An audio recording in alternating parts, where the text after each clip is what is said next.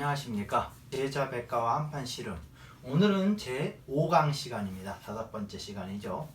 오늘은 이 부작용이 없는 공자의 중용사상에 대해서 한번 이야기를 해보도록 하겠습니다. 저번에 노자 같은 경우는 기본적으로 사람들이 마음이 선하고 어느 정도 의식이 있고, 쉽게 말해서 수준이 높은 사람들한테는 이 고결한 노자의 사상이 먹히죠. 근데 이제 사람들은 순수하지가 않아. 욕심이 있다고요. 그런 사람들한테 이제 마음을 챙겨라 이러면 안 돼요. 몸도 같이 챙기라고 얘기를 해줘야 됩니다. 그래서 이제 공자의 이 중용사상이라는 게 뭐냐면, 쉽게 말해서 사람은 제대로 살기 위해서 사람이 뭐가 필요하냐. 사람은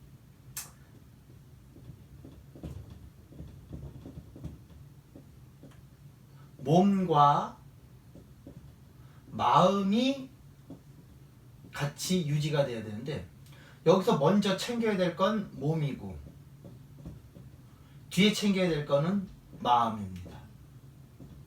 하지만 근본이 되는 건 마음이고 몸뚱아리는 말단이죠. 그래서 선우본말이죠. 그래서 이 몸에 해당하는 게 예하고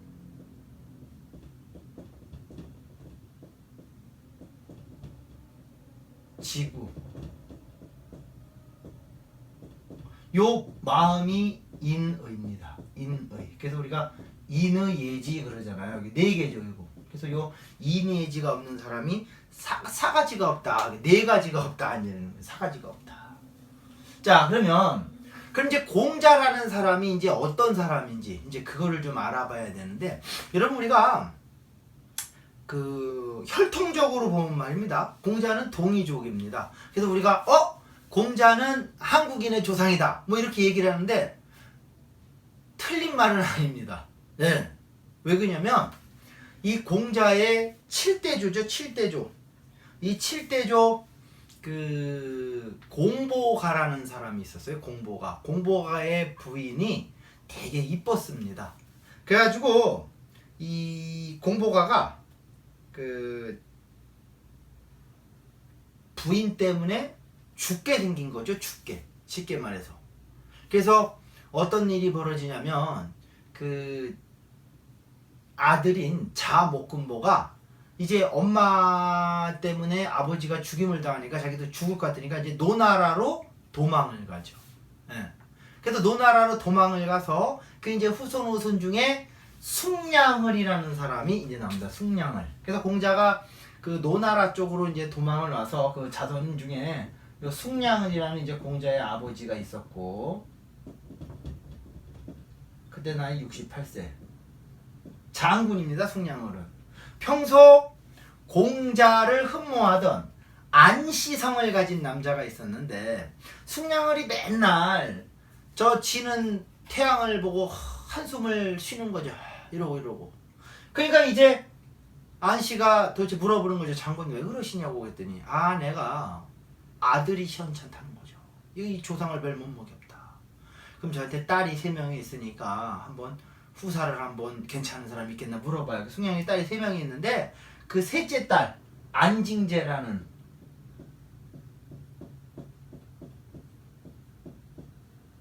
16세죠. 그 둘이 합쳐서 이제 나온 게, 그래서 우리가 그런 거 야합이생이라. 요 야합.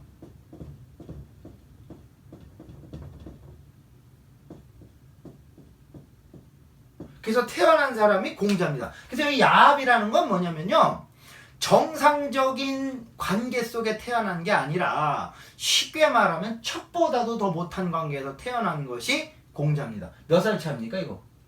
52세 차이로 태어난 사람이 공자예요. 그럼 우리가 이걸 보고 그럼 내가 지금 68세 넘었으니까 지금 내가 젊은 여자 만나면 공자가 나오겠다. 안 나와요. 기봉이 나오지. 맨발에 기봉이 나온다고 재료가 무질러서. 그럼 이제 공자는 이제 특별한 케이스였겠죠. 그래서 이제 공자가 태어났는데 나이 3살 때 아버지 숭냥을이 죽습니다. 그래서 여자인 안징제가 18살 때 이제 3살짜리 공자를 길러야 되는데, 여러분 옛날 여자들이 그 애들을 기르기가 그렇게 수월하지가 않단 말이에요. 그래서 이걸 어떻게 기릅니까? 그래서 쉽게 밥을 먹일 수 있는 곳이 뭐냐면 구준리라는 데요. 그래서 옛날에 구준리는 장례식장이라든지 아니면 구판 이런 데. 그런 데 가서 공자 엄마가 일을 해줬던 것 같아. 그러니까 이제 이걸 보고 사람들이 공자 엄마가 무당이다 뭐 이런 얘기를 하거든요. 그런 학자들이 있어요. 왜냐면 그때를 이렇게 생각해보면 살기 힘든 상황에서 애를 먹여 살리기 위해서는 그 방법이 밖에 없지 않았나 이런 생각이 들어요. 그래서 나이 3살 때 이제 아버지가 돌아가시고 18살 때 엄마가 공자를 키우는데 가난했겠죠. 몹시 가난했겠죠. 그래서 이때도 아이들이 5, 6살 되면 쉽게 말해서 조기 교육인 서당 같은 데를 갔었을 거예요.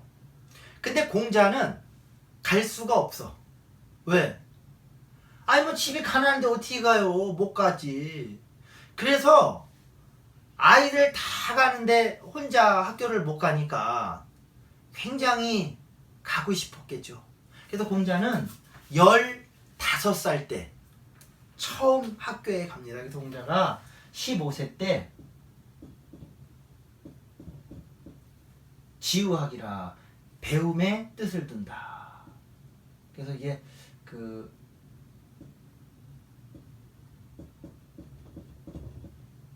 뜻자죠. 뜻을 둔다.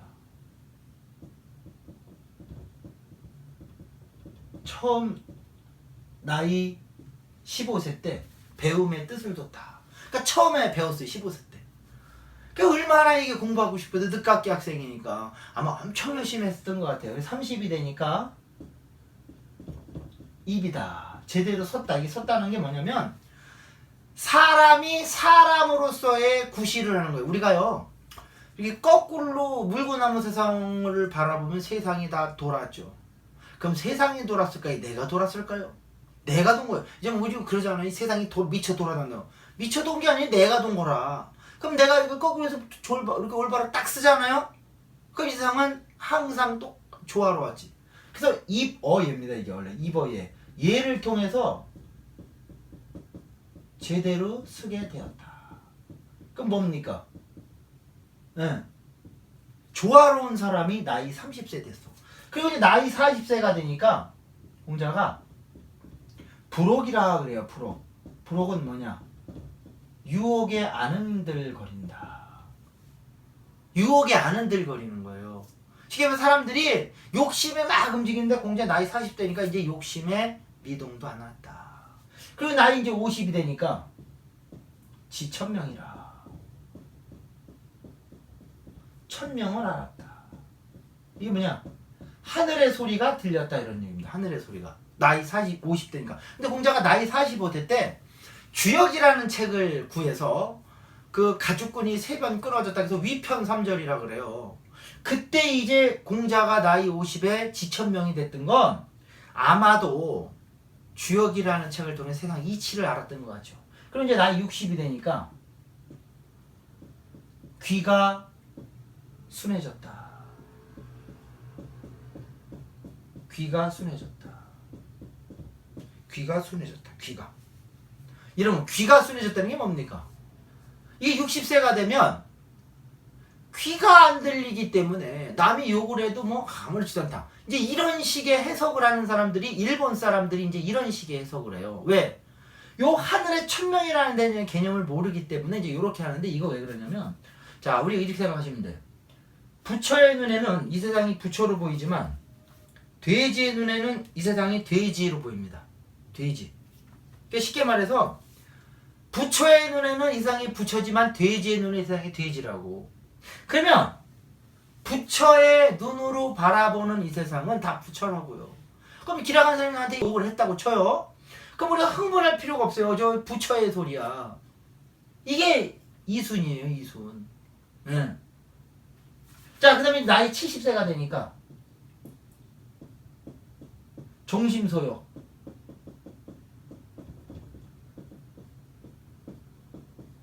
마음이 원하는 바를 쫓아가지만 불유구라.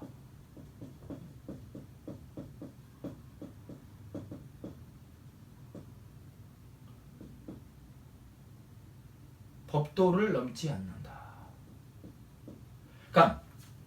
그 종심소욕 불욕이라 그래서 마음이 원하는 바를 쫓아가는데 그 법도를 넘지 않더라. 법도를. 그럼 쉽게 말해서요. 우리가 법도를 넘지 않는다. 이게 무슨 말입니까? 법도를 넘지 않는다. 불유구라. 법도를 넘지 않는다. 쉽게 말해서 마음이 원하는 바대로 하지만 그 도를 넘지를 않아. 도를 넘지를 않아. 쉽게 말해서 마음이 원하는 바를 쫓아가는데 도를 넘지를 않아. 하고 싶은 대로 하는데 말입니다. 아무 문제가 없더라 이거죠. 아무 문제가 없더라. 자, 그래서 요 이제 그다음 공자가 이제 73세 때, 72세, 43세 때 돌아가시니까 요 이제 입장을 보고 이제 우리가 알 수 있는 게 뭐냐면, 그러면 공자가 이 배움을 통해서 이런 이치를 깨친 거거든요. 그래서 우리가 유학이 제시하는 득도의 과정은 이제 다른 게 있다고요. 그러니까 쉽게 말해서 사람은 4가지의 수준이 있다는 거예요. 4가지. 첫 번째 뭐냐? 생이지자라고 해요. 생이지자. 태어나면서부터 깨치고 아는 사람들이 있다는 거예요. 이제 이런 사람들은 배워서 하는 게 아니에요. 그래서 그 생이지자에 해당하는 사람들이 이제 노자, 장자 같은 사람이고, 학이지자가 있어요. 학이지자. 배움을 통해서 깨친 사람이죠. 이게 바로 누구냐? 공자입니다. 그 다음에 곤이지자가 있어요. 곤이지자. 아주 곤란함을 겪어서 깨친 사람이에요. 여러분 최고의 곤란함은 죽었다 한번 놓고 하고 오면 돼. 죽기 직전에 한번 갔다 오면 사람이 바뀌어요. 그 곤이지자가 3번째고, 이제 4번째가 뭐냐? 아주 곤란함을 겪어도 불학자, 경전 공부 안 하는 사람, 열심히 진리의 공부를 안 하는 사람, 이제 그런 사람은 제 말단이 되는 겁니다. 이제 그런 사람이 중생이죠. 부처의 표현은 불쌍한 중생들아. 뭡니까? 짐승 같다는 거죠. 자, 그러면 도대체 그러면 공자는 이 배움이 어떻길래 그런 이치를 깨쳤는지 한번 우리가 볼 필요가 있겠죠. 그래서 공자가 그 한 말 중에 논어라는 책이 있어요. 논어는 공자의 말, 공자와 제자들의 말, 그 다음에 제자들의 말을 엮은 책입니다. 엮은 책. 자, 그래서 거기 보면은 첩정에 학이시습지 불령여로하 이런 얘기 있어요. 학이시습지.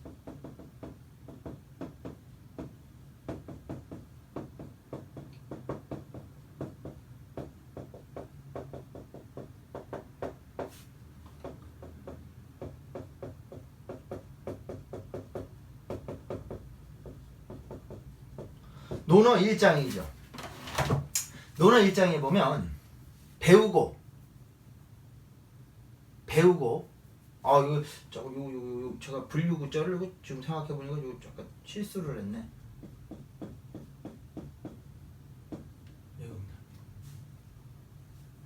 구할 때 구. 예. 불유구 법도를 넘지 않더라. 예. 그래서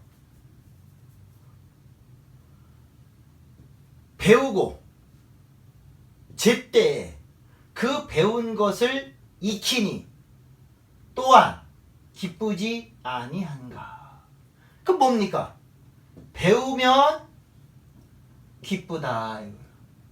그래서 사실 이 유학에서 공자가 제시한 득도의 방법은 배움을 통해서 득도하는 방법을 씁니다. 배움을.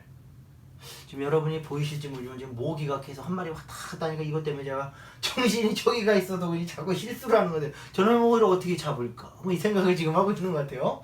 자, 그러면 배우고 그 배운 것을 제때 익히니 또한 기쁘지 아니한가? 그럼 배움이 기뻤다는 거예요. 그러면 그때 공자는 무엇을 배웠기 때문에 기뻤을까요? 한번 잘 생각해보면 우리는요. 자, 이제 여기서 이제 2가지가 있어. 학문이 있고 학문이 있습니다. 자, 이 차이가 뭘까요? 요거는요, 단순히 글자를 익히는 학문이고요. 요 학문은 이제 배움을 통해서 그 이치를 깨닫는 거죠. 그 공자가 배우는 학문은 글을 통하는 지식에만 머물러 있는 게 아니라, 요 지식을 머무는 게 아니라 지식을 통해서 지혜로 나아갔던 거예요. 그게 배움입니다. 근데 우리는 요즘 학교 다니면서 배우는 공부를 보면 다 지식만을 배우는 거죠. 그러니까 아무리 배워도 재미가 없었던 거죠. 머리에 잔뜩 외우니까. 그래서 이놈의 지식은 또 어떠냐면 그 시대에 정해진 약속이기 때문에 시간이 지나면 또 많은 지식을 계속 습득해야 돼요. 이제 그런 한계점이 좀 있다는 거죠. 자, 그래서 이제 공자는 요 배웠는데 뭘 배웠냐? 이 부작용이 없는 배움은 지혜의 말씀, 진리. 그럼 그때 당시에 우리가 부작용이 없는 배움은 누구냐? 과거 성인이라는 사람들은 그 부작용이 없겠죠. 성인이라는 사람들은. 성인. 이 성인들은 인간으로서 부작용이 없는 사람들이 성인이란 말이에요. 성인. 예. 그렇기 때문에 요 성인들의 말씀을 우리가 배우면 그거 최고 아니겠습니까? 이거. 그래서 공자는 그런 얘기예요. 술이부작이라고 합니다. 술. 자기는 계승하기만 했지 짓지 않았다. 누구? 그때 당시에 요, 순, 우, 탕, 문무라는 이런 성인들의 행동을 갖다가 배웠던 거죠. 그래서 그 성인들의 행동 일거수일투족이 뭐냐? 그것이 바로 예가 되는 겁니다. 예. 그래서 우리가 여기 보면 공자가 이버예라 그러잖아요. 예를 배웁니다. 예. 성인의 행동 일거수일투족. 그 예를 배웠다. 예를. 그러면 이 예가 그때 뭐였을까? 그럼 성인의 행동 일거수일투족이 여러분 시간이 예를 들어 우리가 알고 있는 그 성인들은 다 시간적으로 같은 데 존재하던 사람들이 아니잖아요. 시간 공간이 다르다고요. 그럼 시공간이 다른데 그 사람들의 행동을 다 같이 배울 수는 없으니까 이제 공통점만을 했는데 요것을 우리가 뭐냐 다 알고 있어. 우리 다 배웠다고 요거 예에 나오는 거. 그것을 우리가 5가지입니다. 5가지. 요거를 뭐라고 하냐면 달도.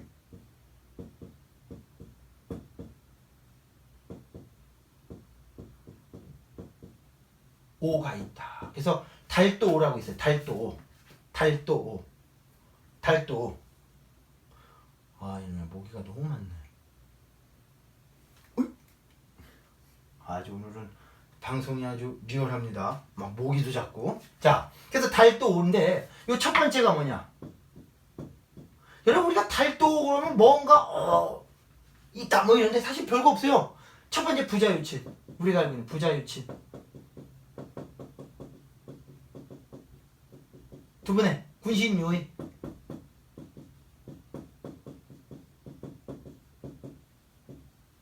부부유별.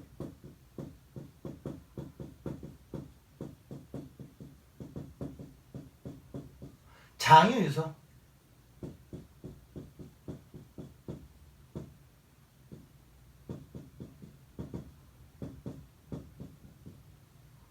그 다음에 부무유신.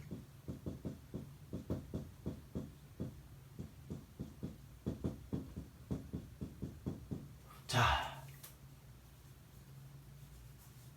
그럼 잘 보시면 우리가 이거 얘기를 하면요, 이거 오륜이잖아.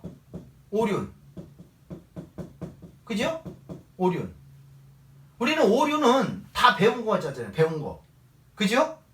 근데 이게 웃긴 게 이 윤자라는 게 이 사람이 지켜야 될 도리라는 뜻입니다. 이게 윤자가. 네. 근데 이거 쉽게 알고 있었지만 상당히 이것만 실천하면 성인의 말씀이라고 이게. 그래서 이 뜻이 보면 부자유치는 뭐냐? 부모와 자녀지간에는 친함이 있다. 친하다는 건 완전히 하나다 이거. 부모와 자녀는 완전히 하나다. 그러니까 그러니까 쉽게 말해서 이 자식과 부모가 하나 되는 거. 그래서 부모는 자식과 하나 되는 거. 그거를 이제 뭐로 얘기하냐면 자식의 입장에서는 효로 얘기하고 부모의 입장에서는 그걸 잘하고 얘기합니다. 이게 첫 번째다. 완전히 하나다. 그리고 두 번째, 임금과 신하는 도리가 있다. 역할이 있다는 거예요. 여러분 이걸 잘못 얘기하면 나는 임금도 아니고 신하가 아니니까 괜찮아. 이게 아니라 요거는 우리가 인간 세상을 이렇게 유지하다 보면 상하 관계가 형성이 됩니다. 상하 관계. 윗사람과 아랫사람. 네. 그러면 이게 예를 들어 학교에 가면 선생님이 있고 학생들이 있죠. 그러면 그 선생님이 군이 되고 학생이 신이 될 수도 있고, 우리가 버스를 탄다. 그러면 운전기사가 군이 될 수 있고 승객은 신이 된다고요. 그럼 각자의 역할이 다른 거예요. 그러니까 이거는 계급적인 군신이 아니라 자기에 맞는 역할의 도리가 있다. 이게 의라는 거예요. 그럼 그 역할을 못 하잖아요? 그럼 가만히 내비둬야 됩니까? 그럼 윗사람이 아랫사람인데 만약에 아랫사람이 자기 역할을 못 한다. 그러면 자를 수가 있는 거죠. 아웃시킬 수가 있다고. 또 반대로 윗사람이 잘못하고 있어. 그럼 어떻게 돼요? 아랫사람은 축출을 할 수가 있는 거예요. 그래서 옛날에 임금이 잘못하면 신하들이 임금을 아웃시켜요. 근데 도리가 있어. 뭐? 하나됨이 사라지는 경우, 없는 경우. 그래서 폐륜을 저지르면 아웃이에요. 그래서 저 연산군 할머니한테 칼을 들여대고 광해군, 영창대군 이제 동생을 죽이고 이러면 폐륜하다, 아웃이에요. 그것이 이 혁명이 나오기 때문에 의리 역할을 못하면 아웃이 된다 이거. 자, 그다음에 부부유별. 남편과 부인은 분별을 둬라. 이게 뭐냐면 이 부부는 말입니다. 이거 가운데 있죠, 세문제. 이게 이 가운데 있는데 여러분 제가 결혼하기 전에 남녀는 알아야 될 게 이거예요. 남녀는 생리적으로 다르다는 게 첫 번째예요. 남녀는 생리적으로 다르다. 그걸 인지해야 된다. 그리고 두 번째 뭐냐? 결혼을 하고 나면 내 부인과 내 남편을 다른 사람과 분별을 해라 이거죠. 그게 부부유별입니다. 부부유별. 네. 자, 그 다음에 장유유서. 어른과 아이는 질서, 차례가 있다는 게 뭐냐면 우리가 있잖아요. 내 집에서 내 부모를 공경하는 마음, 내 형을 보고 내가 공경하는 마음이 이제 밖으로 투영된 게 장유유서예요. 장유유서. 네. 그 다음에 이제 부모유신. 친구 간에는 믿음이 있어요. 믿음은 사람의 말 아닙니까? 요 믿음이 있어야 된다. 요 5가지가 되게 쉬운 것 같죠? 이게 사실 인간이 지켜야 될 요겁니다. 요걸 이제 오륜이라 그러면 알지만 달도예요. 달도. 도에 통달하는 5가지가 있다. 그럼 결국 요거를 잘 지키면, 그럼 우리가 예절이나 이런 걸 통해서 요 나타나는 5가지를 잘 지키는 순간 나는 달도가 되는 겁니다. 이 달도. 도를 통달하는 거죠. 그럼 이 도를 통달한 사람의 모습은 뭐냐? 요 도. 바로 요 모습을 잘 갖고 있는 사람. 요런 모습이겠죠. 예, 요 모습. 그래서 요런 사람의 모습이 뭐냐? 요거를 이제 우리가 바로 뭐라고 얘기하냐? 덕이 있다. 이렇게 하면 덕이. 그러니까 도를 잘 실천하는 사람은 뭐가 있다? 덕이 있다. 덕이. 요 덕. 덕이 있다는 거야. 그 덕은 어떻게 쓰냐? 곧게 내려오는 마음이다. 그럼 이 덕 있는 사람은 어디에 있냐 이게? 내 본성 속에 있다고. 내 본성 속에. 내 본성 속에. 그래서 요것을 이제 내 본성 속에 있는 거죠. 본성. 그럼 이 본성은 어디 있냐? 바로 천명이 있다는 거죠. 본성 속에. 하늘에 명이 있다. 자, 그럼 보세요. 배움을 통해 예를 알고 결국 천명을 하는 거죠. 쉽게 말해서 뭡니까? 하늘을 아는 거예요. 이 배움 속에 하늘이 있다 이런 거죠. 하늘이 있다. 그럼 우리는요, 유학은 배움을 통해서 득도를 하는 겁니다. 배움을 통해서. 그 배움 속에 진리의 본질을 아는 순간 나는 보잘것없는 존재가 아니라 하늘의 모습을 실천하는 그런 귀한 존재였다. 이제 요것을 깨친 거죠. 그래서 공자가 그런 얘기를 해요. 조문도 속사가이라 이래요. 조문도. 아침에 도를 들으면, 그리고 듣는다는 게 뭐냐? 안다라는 거예요. 도가 뭔지 알면 석사가이라.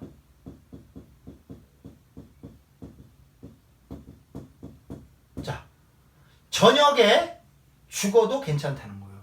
그러니까 쉽게 말해서 아침에 도를 들으면 저녁에 죽어도 괜찮대. 그러면 우리 도를 들으면 저녁에 다 죽어라 이게 아니라 도를 아는 순간, 도는 아까도 얘기했지만 자연 아닙니까? 자연.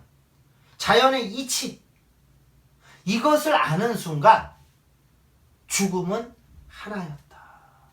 그래서 사실 유학의 배움을 통해서 우리가 죽음이 지금 초월되는 이야기를 하고 있어요.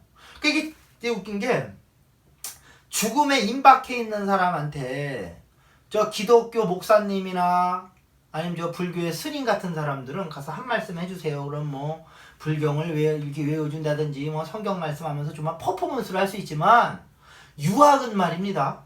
이거 한 시간 동안 이렇게 설명 여러분 죽어가는 사람한테 칠판 대고 자 지금 이게 안 된다고. 그래서 현실적인 뭔가 강력한 그런 게 없어요. 은근하지.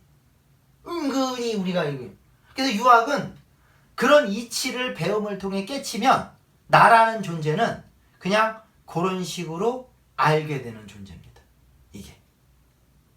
자, 그럼 공자는 이제 이런 이치를 갖다가 배움을 아니까 혼자만 알아야 됩니까? 이거 다른 사람을 같이 구도해야 됩니까? 이게 문제가 걸리는 거예요. 쉽게 말해서 이제 내가 어느 날 깨쳤어. 이치를 깨쳤어.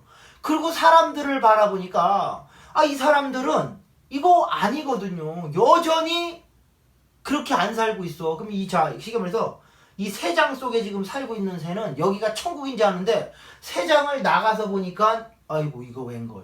이 우물 안에 개구리였네.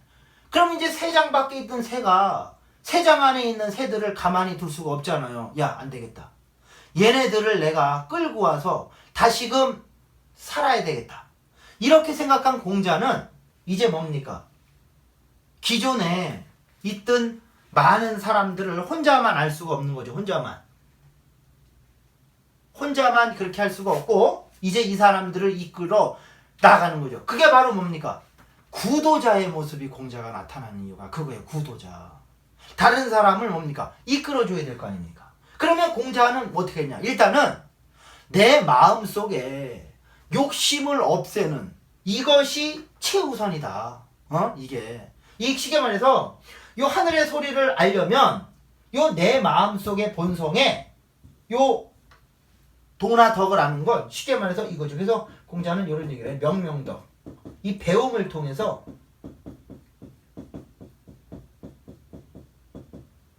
자, 밝았던 덕을 다시 밝히는 거. 이것이 공부고 수양이라는 거죠. 그래서 밝았던 덕을 빨리 밝혀야 된다. 내 마음속에 양심이 다 있다. 이런 배움을 통해서. 그럼 이제 밝았던 덕을 밝혀서 양심 회복되면 이제 그런 사람들은 다 어떻게 됩니까? 한 마음일 거 아니에요. 한 마음. 하늘 마음, 한 마음. 이제 천명이라는 건 하늘 마음을 회복한 거예요. 하늘 마음은요, 공통의 마음입니다. 다 연결이 돼요. 그걸 우리가 한 마음, 하늘 마음이라고 그런다고. 그럼 이제 그걸 하니까 그렇게 모여있는 사람들은 다 하나가 되겠죠? 그게 바로 뭡니까? 친민입니다. 친. 이제 그런 사람들이 사는 세상. 한 마음이 된 세상. 이것이 친민이에요. 모두 하나 되는 거. 위아더 월드. 그럼 이제 그런 사람들이 모여 사는 세상 뭐냐? 지어지선이라. 지극히 선한 세상에 머문다. 이것이 우리가 말하는 요즘 에덴 동산과 유토피아입니다. 그럼 결국 공자는 배움을 통해서 우리가 욕심을 줄이면 이 하나 되는 마음, 백성과 하나 됨으로써 그런 사람들이 사는 이상적인 세상에서 살 수가 있다라고 얘기를 했던 거예요. 그래서 사람은 요하게 되겠잖아요. 공자는 욕심이 있다고 사람을 벗든 거예요. 그러니까 이 욕심을 빨리 제어를 해서 수양을 통해서 수신을 해서 욕심을 없애서 원래의 마음을 회복되면 이상적인 사회가 된다. 그래서 공자의 사상은 요 몸도 챙기고 마음도 챙기는 아주 이상적인 사상이었습니다. 그런데 문제가 뭐냐? 그때 당시에 이 춘추 시대에는 욕심이 사람들이 많아요. 욕심이 많은 사람들한테 이런 원론적인 이야기를 하면 사람들은 빠져들지 않습니다. 왜? 강력한 욕심을 주는 사상에 끌리게 돼 있다고요. 그래서 춘추 시대에 공자의 사상은 사실 성공하지는 못해요. 하지만 이제 후대에 그 공자 사상이 갖고 있는 위대함, 훌륭함, 부작용이 없는 이런 것 때문에 아직까지도 2500년이 지나서 우리가 배우는 거죠. 자, 이렇게 공자 사상은 좀 봤고요. 이제 다음 시간에는 전국 시대로 넘어갑니다. 이제 욕심이 강한 사람이 나타나기 시작해요. 그게 바로 누구냐? 양주하고 묵적이라는 사람이 나타납니다. 자, 그럼 다음 시간에는 이제 욕심이 강한 사상, 춘 시대는 이제 지나가고 이제 전국 시대 도래합니다. 자, 다음 시간에 뵙도록 하겠습니다. 수고하셨습니다.